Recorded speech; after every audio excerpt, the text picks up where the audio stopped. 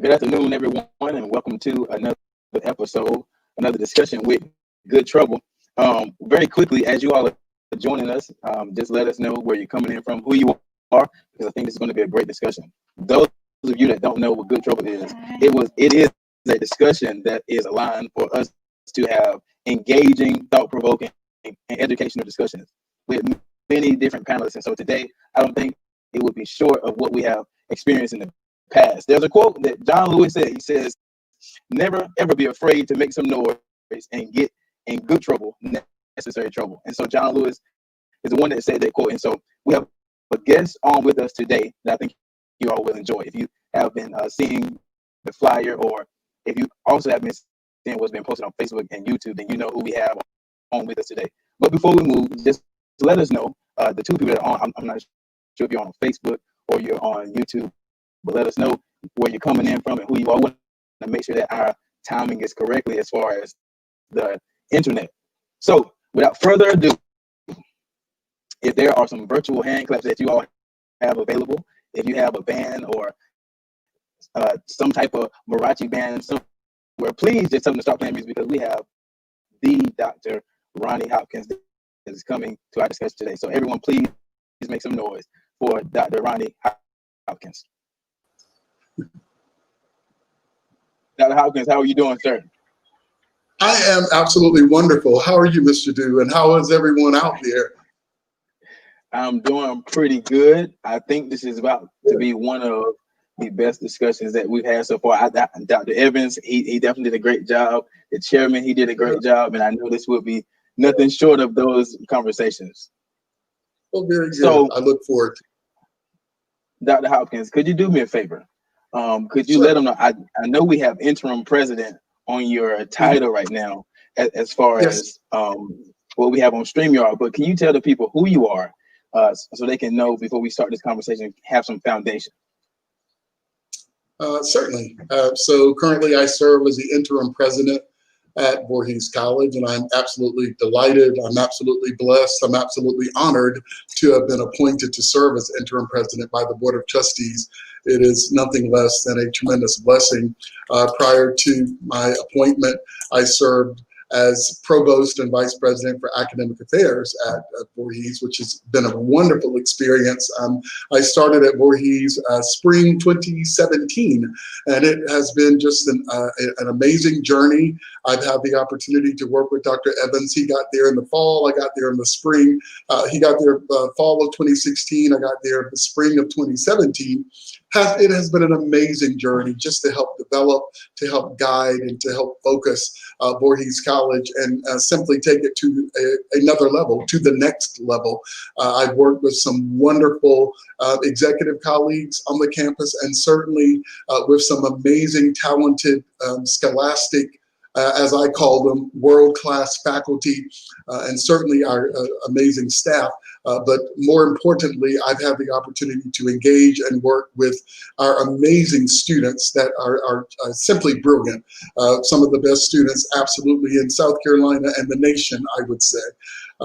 So prior to that, I served as dean, department chair. I actually directed and founded at a school of honors at an institution.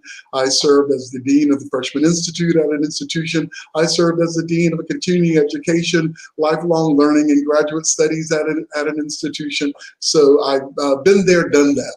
And so my trajectory is pretty traditional. It used to be that college presidents actually were faculty members and sort of ascended through the ranks. So my trajectory has been pretty traditional in that sense. Awesome. So you said something about Dr. Evans and how you all got here around about the same time and began to build upon Voorhees. And let's begin our conversation with that today, Dr. Hopkins. I want to ask about what was, since the relationship is now even growing even more with you being the interim president, him being the former president, what is one of the most memorable conversations that you remember having with Dr. Evans in the course of your transition? Sure. So most memorable conversations with Dr. Evans, probably I will go back to 5 years ago when I applied for the position as, at the time, it was Executive Vice President for Academic and Student Affairs. And I have served as a Vice President for Student Affairs as well. In the competition, I obviously was a finalist and had the opportunity to meet with Dr. Evans, faculty, the staff, the cabinet on campus. And shortly after that, I got a call from the president, the 9th president of Voorhees College, and he wanted to personally speak with me and to offer me the position at Voorhees. And I'll tell you the main reason that I accepted the position, and I'm very transparent. Anybody that knows me, they know that I am, and we are working on it, but it certainly was not the salary, that's for certain. It's still not the salary, that's for certain. Yes, it certainly was the fact that the president and CEO called me and said to me, I would love for you to join the team at Voorhees College because I look forward to learning from you. wow. That was amazing and resonated with me. Immediately, my spirit said, this is someone that I can work with every day. And it has been an amazing joy to work with Dr. Evans because, and I'll be, again, transparent, so many executives are intimidated. So many are, for some reason, they don't want individuals to be brilliant. They don't want them. Dr. Evans insists that you are brilliant. He insists and challenges you to rise to your highest level, and he's not intimidated by that. He supports that. He supports your growth, and I absolutely love him for that. He's been, I certainly will say, very publicly, I deem him a mentor, one of the best mentors I've absolutely ever had. So he's a considerable mentor for me. He is a loving person. Not only is he brilliant in his own right, but he is also humble. He is not conceited, but he is very confident. And I deem him a mentor, and I just appreciate what he's done for me as it relates to my own trajectory and development. And I'll even say, as it relates to my trajectory and development, probably about a semester into my tenure at Voorhees, we had a conversation, and he said to me, I predict that probably within 12 to 24 months, you're going to become a college president. Wow. And he spoke that into my spirit. And that was the first year that I got at Voorhees. So, and it wasn't just an assumption that he made, but actually as a mentor, he actually provided me the guidance and the support to actually do just that. It's one thing to be smart, and it's one thing to exist at an HBCU campus, and then all of a sudden you have the opportunity to be interim president, and then at some institutions, at some HBCUs, someone on the campus becomes the president. But just being brilliant and being a scholar doesn't make you capable. It doesn't make you a good fit for the presidency.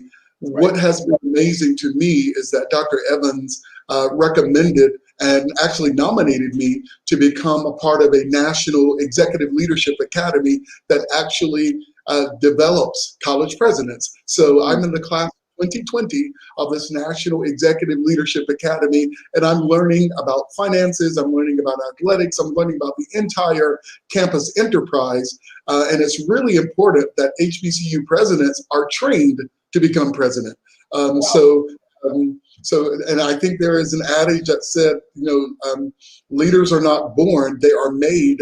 So to lead an HBCU, to lead a college, you really do need to be trained. You need to engage in significant training so that you can anticipate and support the institution as best as possible. And probably our last conversations, and again, this speaks to the integrity and support for Dr. Evans. He didn't have to, but he agreed to stay on at Voorhees for an entire month, for the month of January. He didn't have to do that. He's been here supporting us. He hasn't missed a beat. He hasn't missed a day in supporting us. And the wonderful conversations that I have is, whatever you need, I'm here for you. So imagine, he says, I'm a text away, I'm a phone call away, and even when I go to West Virginia, he will be available for me and for the college, and I'm indebted to President Evans for that. Dr. Hopkins, you said so many great things in that one segment. I don't know what to choose from. There are like so many nuggets that I can pull away from that. But I want to just talk about two things really quickly. The importance of relationship building, and then also how important is it to not just have mentors, right? But to have mentors that see you not for where you are, but to see where you're going, because it's almost like Dr. Evans spoke where you are into existence. So those two questions, Dr. Hopkins, how important is it for relationship building, and not just to have a mentor, but for someone that sees your future? Sure. It's incredibly important to have mentors. It's certainly important for you to have individuals that have your best interests at heart, and individuals who have gone through this, through a path that you are perhaps are about to go down, and they can steer you, they can help you avoid the pitfalls, and they can give you wise advice that will help you be successful and give you just a different outlook. So having a mentor is truly important, or having mentors, that's certainly important. And just the advice that a mentor gives, and the trajectory is just so important, and this is really important, and especially I'm certain you can relate, being coordinator for experiential learning at the college, that the whole point of mentorship, the whole point of engagement is so critical, that our students, that's something that we want to help our students as they walk on the campus and walk in the door. We want our students to be matched with mentors. Hopefully our alumni will continue to be mentors, and we'll have additional mentors from across the nation of our alumni. We'll have more community mentors for our students, but immediately they need to have mentors as they walk in the door, and they need to be engaged and to have experiences so that they can actually be as successful as possible and avoid the pitfalls as they are developing in their own trajectory. Yes, sir. That's a great answer. So we see that Mr. Hickman is able to join us, who is a guest on our show as well, Good Trouble. Thank you, Mr. Hickman, for joining us today. Our other guests. Mr. Hickman, we're just in the conversation right now, and we're talking about Dr. Hopkins and this transition of the conversations, his most memorable conversations with Dr. Evans. And so that really allowed us to pull a lot away from those questions. So I want to go into another area, Dr. Hopkins, that I know that a lot of people are concerned about, the safety, right? Can we talk about what are the safety protocols that you would say that we have in place as an institution for students, and maybe even safety protocols that those that are watching that may not be students at Voorhees, that you can kind of give generally to help them make sure that they're safe in this time? Sure. First of all, I'll say good afternoon, Mr. Hickman. I hope you're doing well. I told Mr. Dew that you must be finishing your glass of wine, so it's good to see you. It's very good to see you.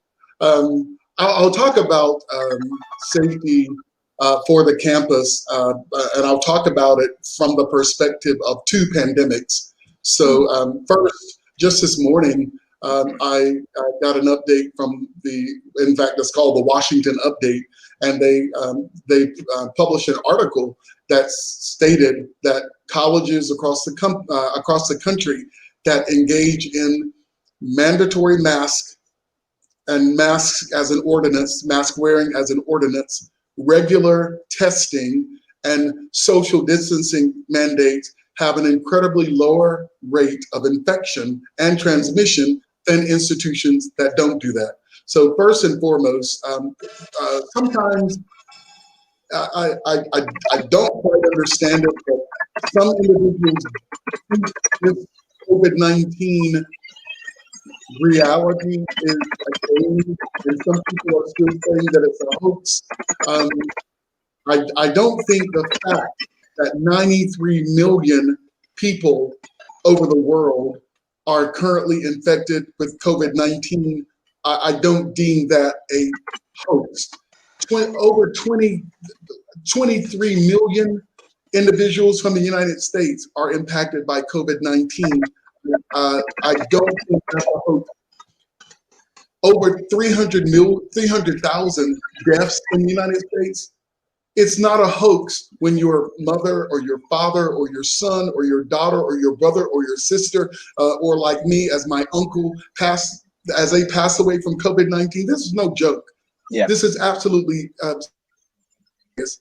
And so it's important for us to think about that there are protocols that are being developed, and the reality is this is a new pandemic. This is a new situation that we have not experienced this before. So part of the confusion and part of the frustration for many individuals is the fact that it appears that some of the recommendations change. If you remember early on in March, it was recommended that individuals not wear masks. I don't know if you remember that. And now wearing masks is one of the major recommendations for slowing down this disease. So certainly at Voorhees, very specifically, we are engaged in best practices. Those best practices, of course, being mandatory mask wearing for all, mandatory testing for all. So able to be even let on the campus, individuals must be tested. And then every 14 days, we have testing as well. And what is actually hot off the press, we were blessed by our neighbor, Denmark Technical College, and President Willie Todd has offered that every Friday will be designated for Voorhees to have testing. So so individuals from our community can go over to Denmark Tech any Friday, beginning today, and it's reserved for Voorhees College. That is really important, and so we really do need to understand that although we don't have all the answers, we do have some tried and true precautions, including, of course, washing your hands, washing them thoroughly, washing them often. That really is important. I know to say that currently there are over 341,000 cases of COVID-19 in South Carolina alone, and over 5,500 deaths in South Carolina. This is a serious situation. Now, Bamberg County is where, of course, where Denmark, South Carolina is, of course, the home of Voorhees College.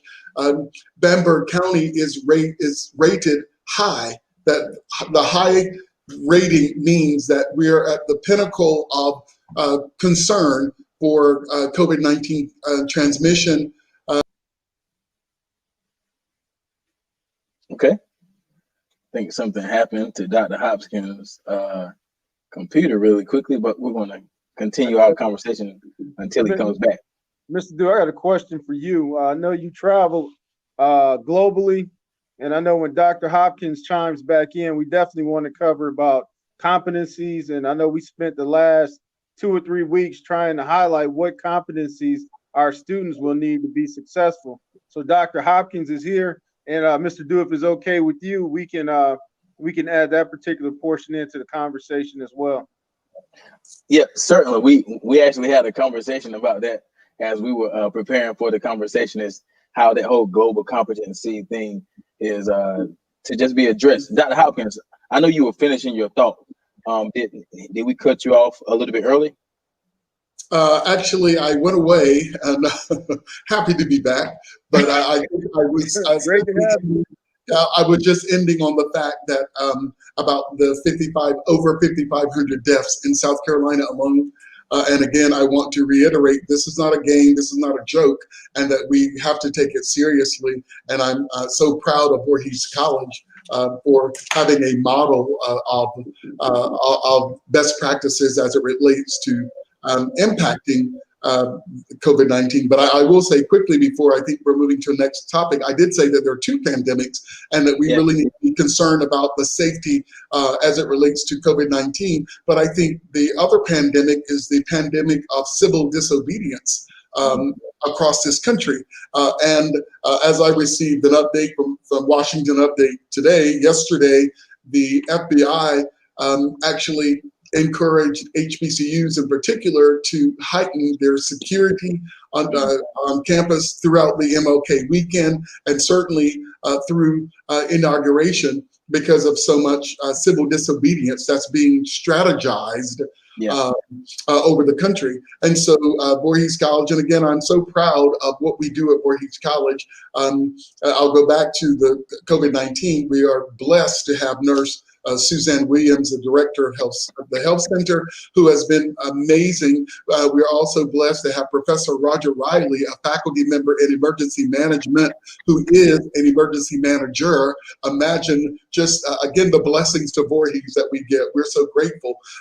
Not only that, we are happy that our Student Affairs Division, under the leadership of Vice President Charlene Johnson, as we speak, are coordinating an effort to heighten the security to maximum security on the campus. So we're communicating with our Denmark police. We're collaborating with, again, Denmark Technical College with the assistance of President Todd.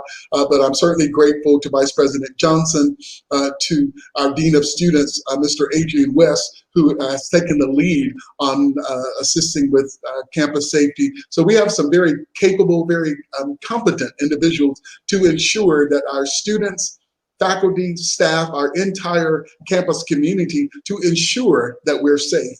And that's really important. And that was the second pandemic that I wanted to talk about. Yes, sir. And I think it's really awesome for our students to have multiple times to receive tests and free tests. You know, being students, you know, income may be fluctuating in a way where you may not be able to purchase or, you know, get a test in a different area, but these tests are free. So students, this is a great opportunity to stay safe. So we're going into another area now, Dr. Hopkins, like you and I talked about earlier. We talked about global competency and what does that look like. And I know that we can even have discussions about the opportunities that students can receive to enhance that global competency. So when you hear that word global competency, what comes to your mind for students? How do you define that? Well, I'll first start by what it does not look like. And unfortunately, it does not look like many HBCUs in this nation.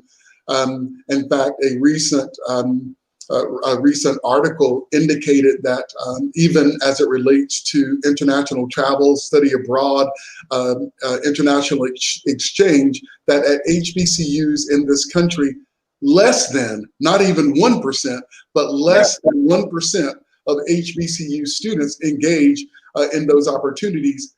And the flip side is that industries throughout the nation and the world, of course, the industries indicate that international experience and engagement is one of the major competencies that they're looking for when they're hiring people. So this competency is so important because it actually places our students in a position to make them more marketable.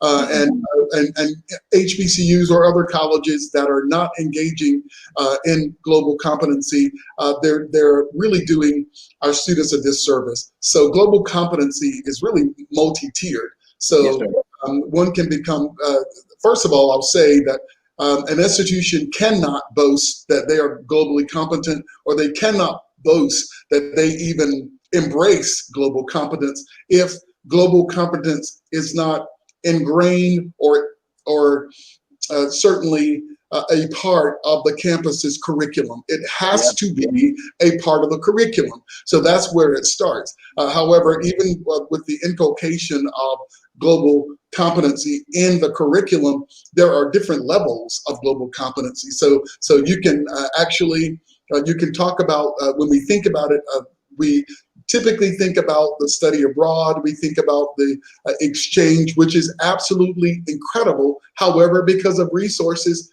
many students, many institutions certainly cannot afford for all of their students to have that experience. It would be amazing. Imagine the Voorhees College, that it becomes a graduation requirement for every student to have an international trip, an international exchange, international study abroad. Imagine the day when Voorhees College, when we can say that that's the case, and when we can say that it's a part of your tuition, that there is no additional funding required.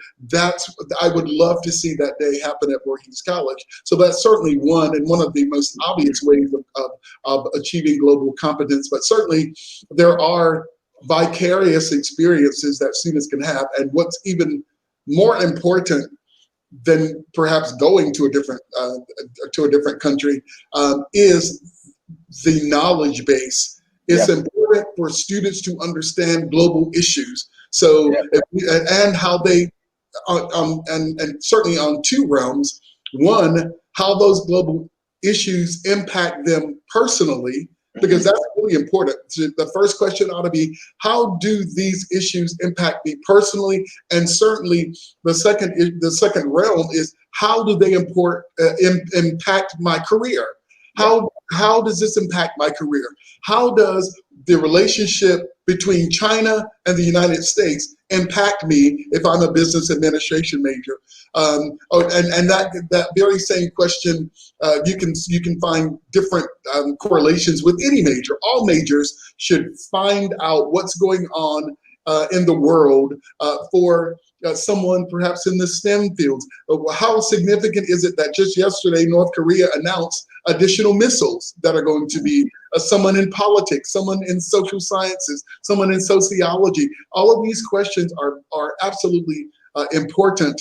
And the operative, though, is that an institution is responsible. This is not something that a student should walk on campus and have to figure out themselves. It ought to be systemically integrated in the curriculum. It ought to be a part of the college's culture. And the example is, of course, we are still developing, and Mr. Du, of course, as the coordinator for our international studies and programs, that's really important to have a unit that students can go to, faculty and staff can go to, that we're really assisting the campus in internationalizing the campus. Also, we have a mandate with admissions to assist in recruiting international students. So bringing international students to the campus, getting them online so that we can have that interaction and actually have students from over the world as a part of the Voorhees family. That is global, that's achieving global competence. And as I like to call it, it's internationalizing your institution. And that's why we need to, we have a lot of work to do, but we certainly have come a great distance in achieving that, including some of the wonderful opportunities where we've had students go to West Africa, Cameroon, Central West Africa, to Liberia, West Africa. So in fact, we had a student poised to go to South Africa just last spring. Unfortunately, because of COVID-19, he was unable to go to participate in that sports management internship opportunity. So we have to look for more opportunities for our students and actually design them intentionally. This cannot be a hazard, and this has to be something where students are very comfortable walking onto the campus and they see this is a part of what we do at Voorhees College. Yes, sir. When you said something about design intentionally, if you can, Dr. Hopkins, just briefly share with us the experience you had with Planting a Seed International and how their program was designed intentionally for students to receive specific things like being exposed to the government in the area, being exposed to the livelihood, being exposed to service learning. And people may not know how service learning can correlate to a person having a global competence. So can you just talk about your experience with Planting a Seed International? Sure, absolutely. So Planting a Seed International, or PASI, I actually, at a UNCF conference some years ago, I actually saw their exhibit at the conference, and I immediately saw Liberia and study abroad and service learning, and I went over to meet the wonderful co-founders, Mr. Taggart and Mr. Wallachau, excellent men who have designed this program, and they really, although other institutions are involved, they really would like to see HBCUs join their effort. And it's one of the most organized, one of the most professionally run international entities I've ever engaged with. So PASI, what the beautiful thing about PASI is that they actually have a curriculum developed that, as you said very well, Mr. Du, is that they deliberately and intentionally connect students with service learning and experiential learning, that's in fact the premise of why it exists. They want to ensure that students from the U.S. experience Liberia, but from the vantage point of service learning and experiential learning. So they very uniquely and very intentionally design engagement with schools, design opportunities to go to the United States Embassy, design opportunities to meet various governmental officials and students and just individuals within that community. It's really important that that's very intentional and that our students engage in that. And it's wonderful also for faculty and staff that accompany students, because they see how this can be done, and we can replicate this on our campuses and then take that very same curriculum and take it to Italy, take it to Germany, take it to Egypt. So that's the beauty of that. And so we have a wonderful roadmap to that global competency that we talk about. Yes, sir. I want to ask one more question, because I know this is something that we can pull out maybe for a while, but just one more thing about global competency. I know a lot of times with not children, but students traveling from country to country, or even being exposed to another campus, whether it being from them coming from outside of the United States to America, what has been your experience with seeing the evolution of a student's mind?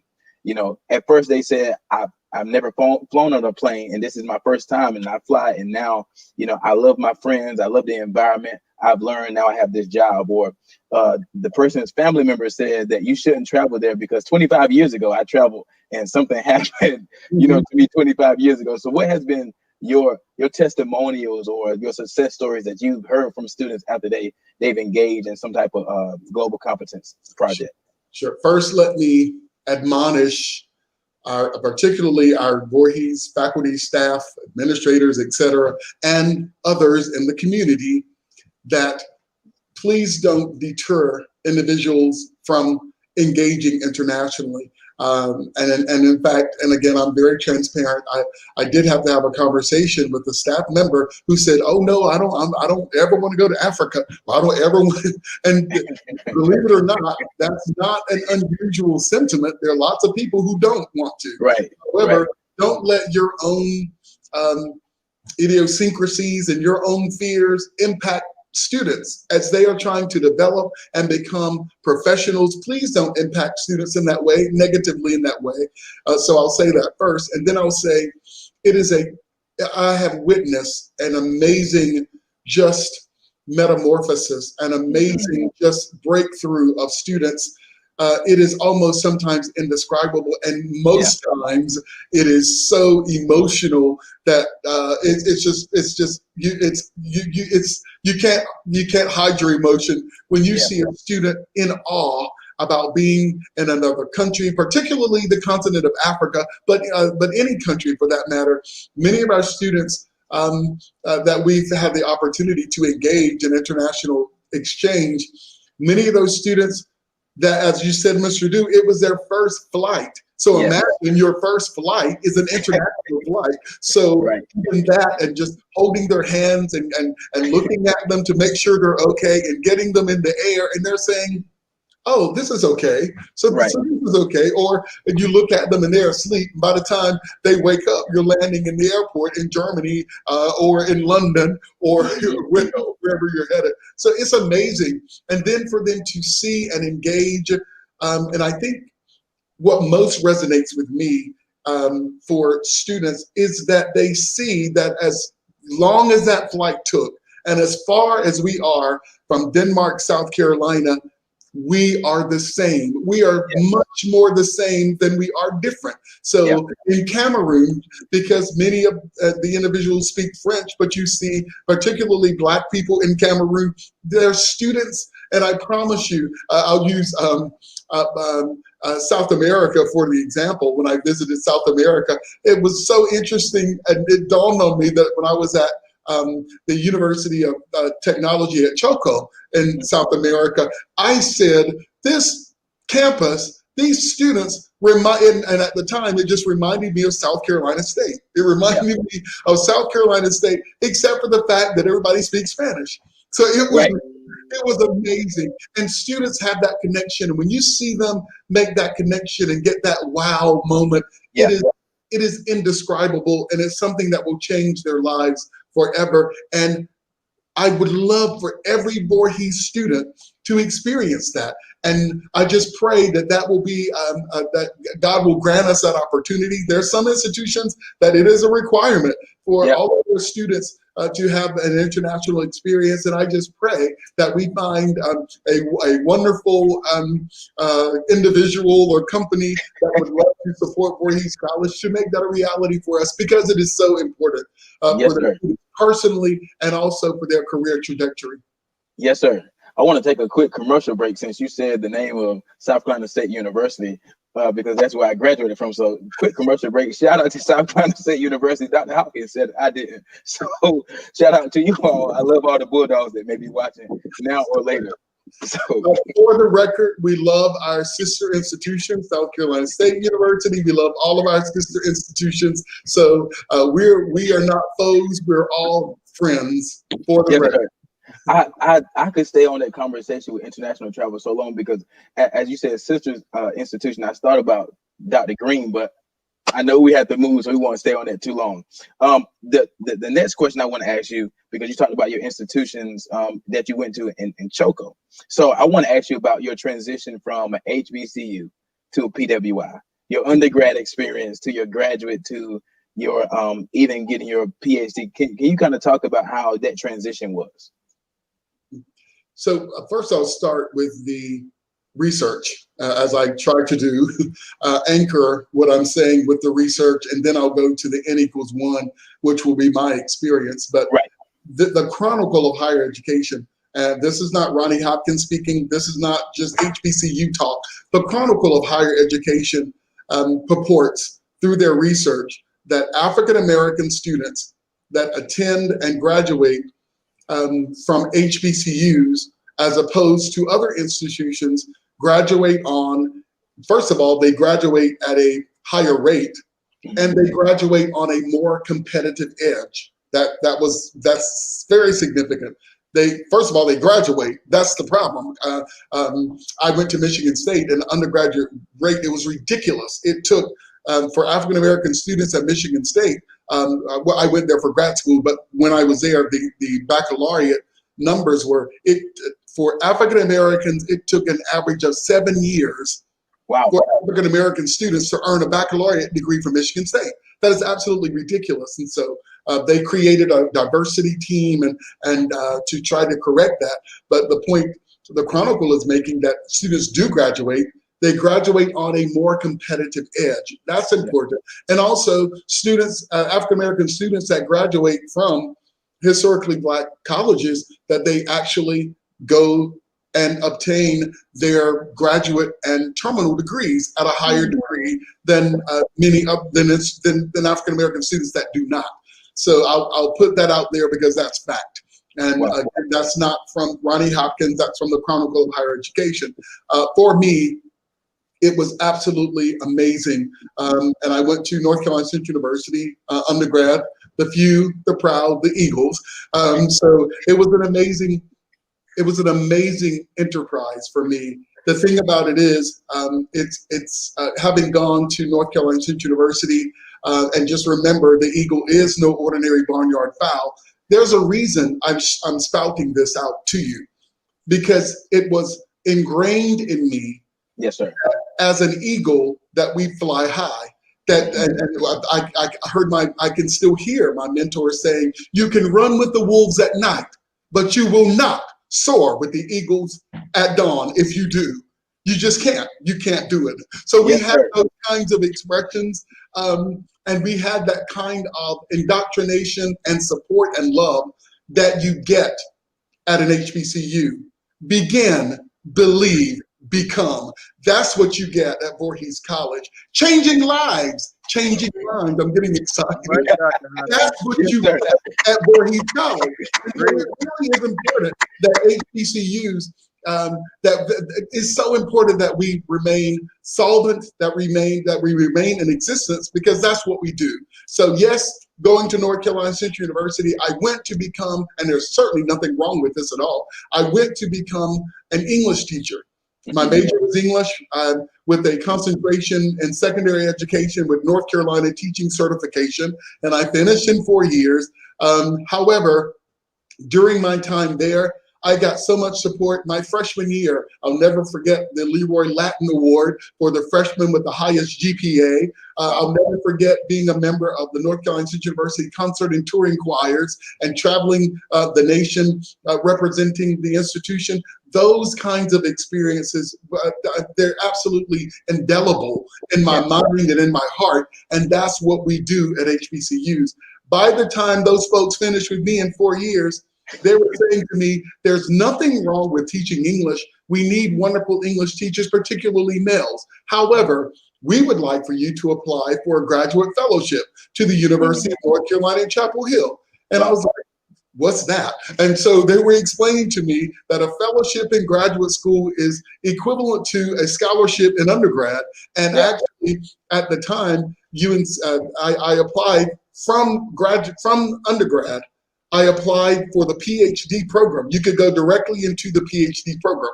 So because of my mentors, I was accepted in the PhD program right after graduation. And so it's that kind of support that you get.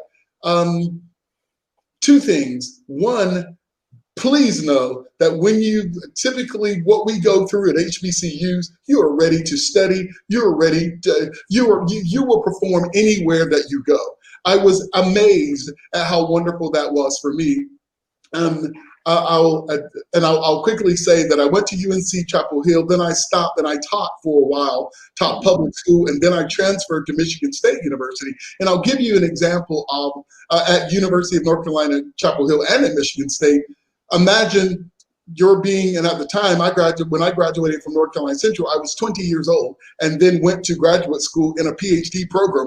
So imagine when you're in a classroom and the professor asks people to introduce themselves and they say, oh yes, my name is Nancy such and such, graduate of Yale University.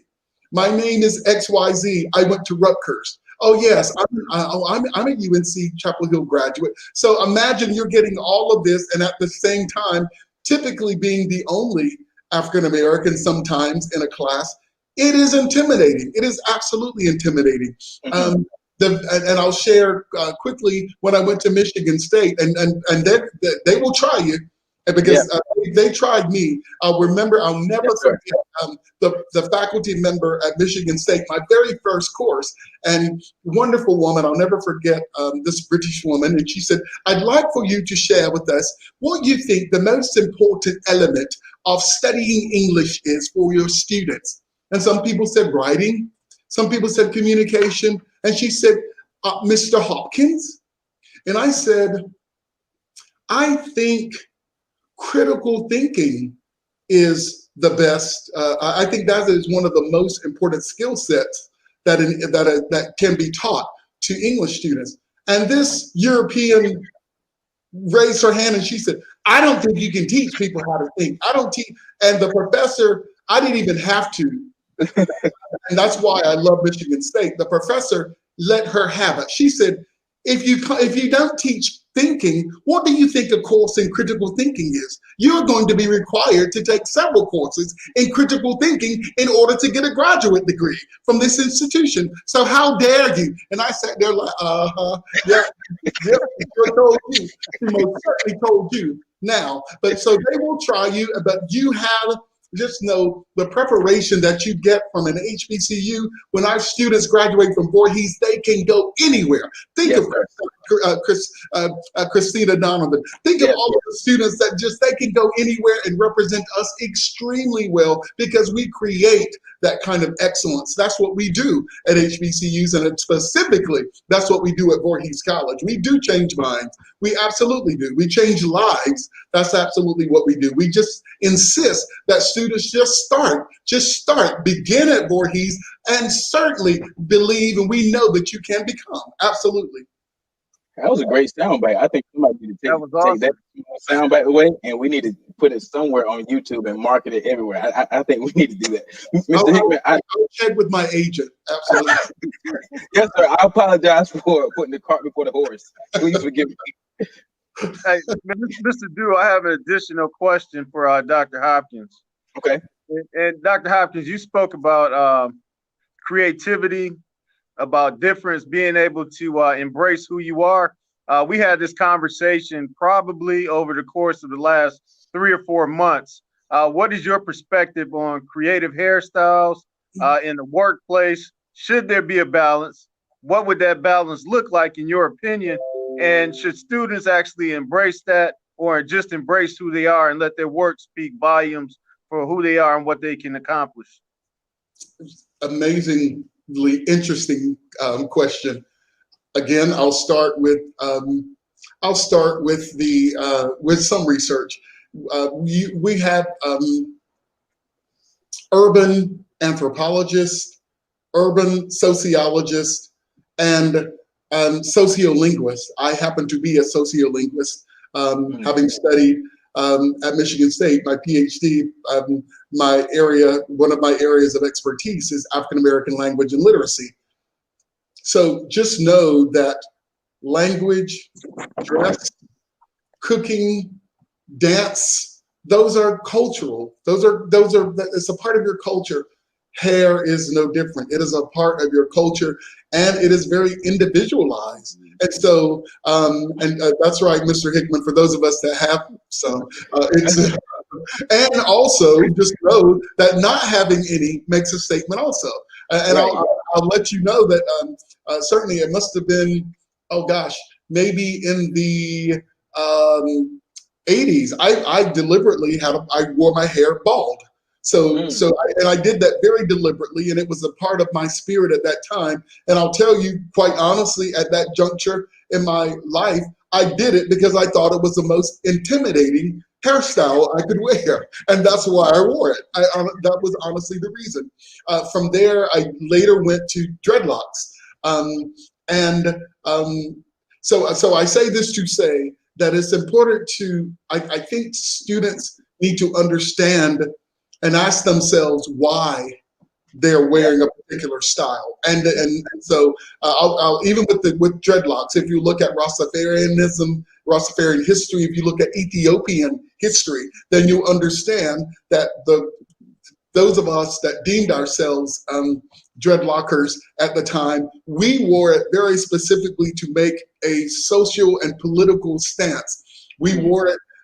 We wore locks, and I can say for me, I wore locks because I loved that the philosophy and the history of locks referred to the mane of a lion, and it actually reflected your perseverance. It reflected your discipline. It reflected your courage, and that's why I wore dreadlocks at the time. I actually cut my dreadlocks at the first anniversary of my second eldest sister. At the first anniversary of her death, I actually cut them at that time as an homage to her. But students need to understand, one, yes, it's cultural, but they also need to understand that for all of our actions, there are potential consequences. So I would like to challenge students to understand why you wear whatever it is you wear, and to let them know they have a right to do that. I think they ought to think about why they do that, and also understand the potential consequences. So, and particularly with the two of you, of course, Mr. Hickman, with you being director of Career Pathways Initiative, and certainly Mr. Dew being coordinator of experiential learning, understand where that fits in their trajectory. So if you want to be a CEO at IBM or a CEO at wherever, let's say Google, what is their culture? So there is also the industry has culture. So there's industry culture that you may or may not fit in. And I will say, just like language, just like the color of our skin, just like our dress, just like our food in the United States, all of these cultural perspectives have been tremendously criticized, and typically by white folks. Our music and it's just reality. It's the history. It's the history of blacks in America, and you can read it in any history book that there has been some concern about language, about black folks speaking black English, and black English being determined not to be a language, when clearly many of the aspects of black English directly align to West African language. It is indeed a rule-governed language system. However, the problematic is, until it goes through some system, typically a white system, higher education or something, sometimes it's not considered, even by black folk, legitimate until white folks legitimize it. And that's problematic, we do know. But students have to be aware of where they want to go, and they have to research certain companies, because it may not be fair, but a lot of things in this country remain unfair. And if you want a wake-up call, just go a few days back to January 6th to see that civil disobedience and to see the anger and the hatred. Understand you are going to be judged. So as long as you are aware that you're going to be judged, and you are able to accept the consequences of that judgment, and proceed in life and in your career in that manner, then you'll be fine. But you have to understand, you can't get mad if you have a particular hairstyle at a particular conservative industry, and you know that, and they don't hire you because of that. That will never say, we didn't hire you because of your hair. They're not going to say that. They're going to say, you're not a good fit for the corporation. So however, but if you know that you're going to have your own business, if you know that a particular industry is very liberal and they don't have a problem with your creativity and your hairstyle, but it's really important. And it's something that students are going to have to make a decision. Is reflecting my creative hairstyle important enough? Is it as important as getting this job, or can I alter it a bit and get this job, or do I want to maintain that and go in another direction? So I would never tell students to alter their creative hairstyle for any reason until they do the research and find out where they wish to fit in. Yeah, it's a great point. Absolutely. Thank you, sir. My pleasure. So we're rounding up on our last minutes here, and want to see if we all have any last words. Mr. Hickman, I'll let you go first. Thank you, Mr. Dew. First of all, I would like to thank you, Mr. Dew. As always, excellent job. And some of the things that we didn't have an opportunity to discuss, please beg my pardon. But Mr. Dew has played an integral part of bringing a number of Fortune 500 companies into the fold, where our students, we're not just looking at McDonald's, but we're looking at Boeing, Savannah Riverside, and the list goes on and on. And along with that, we have Mr. Mayers and, of course, Ms. Timmons that have done an excellent job. But as far as the podcast, it gives our institution a voice to show the great steps that we have taken so far. And just to peek inside, Dr. Hopkins that you see right here, he is passionate about the student. I had a chance to travel with him a couple times. And one of the key takeaways that we had just back 4 or 5 months ago, we had a presentation with the South Carolina Commission on Higher Education. Once we wrapped up the presentation, the diverse body, one of the things that they kept mentioning, he really loves his students. Oh my God, his students, he's passionate about it. And that's one of the things students, sometimes we don't have an opportunity to see.